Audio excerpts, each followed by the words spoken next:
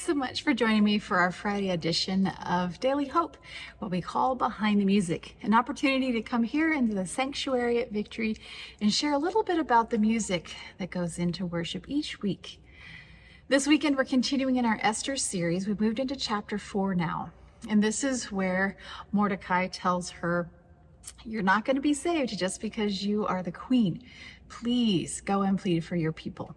And so she does. There was a time of fasting and prayer, and she says this very, very heart-wrenching phrase, "If I perish, I perish." So she's putting herself on the line, willing to sacrifice her life to try and save her people.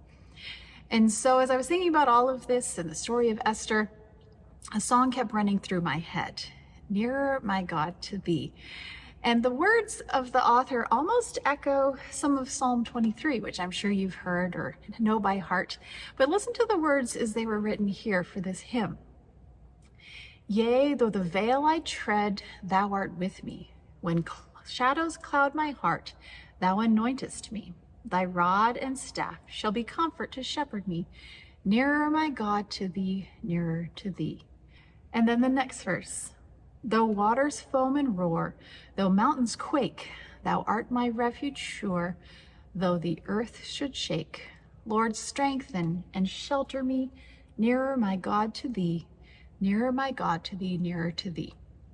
So if you remember, the word God isn't actually mentioned in the book of Esther, but clearly as she's telling her people to pray, they're praying to God, she knew that he was going to be with her as she went in before the king. And so this is a beautiful, beautiful hymn, "Nearer, my God, to thee." It's a prayer we can all have. And this is an arrangement that was written for the American Guild of Organists Convention, the regional convention that was held in Salt Lake City in 2017. So it's a fairly new composition based on this hymn by Clay Christensen, who's from Salt Lake City. And he sets this in 5. A lot of the times music is in 4. 1, 2, 3, 4.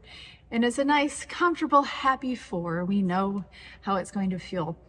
Now, I'm sure that when Esther was walking into the king, she maybe didn't have a steady marching beat as she walked in. She may have been a little bit hesitant. And when we're playing music in 5, we kind of feel like a little bit like, where is the downbeat? 1, 2, 3, 4, 5, 1, 2. So I don't know if that's what Christensen had in mind as he was setting this arrangement, but it does have a little feeling of uneasiness as we're praying for God to stay near to us. So enjoy this arrangement, and I will be back with you again next week.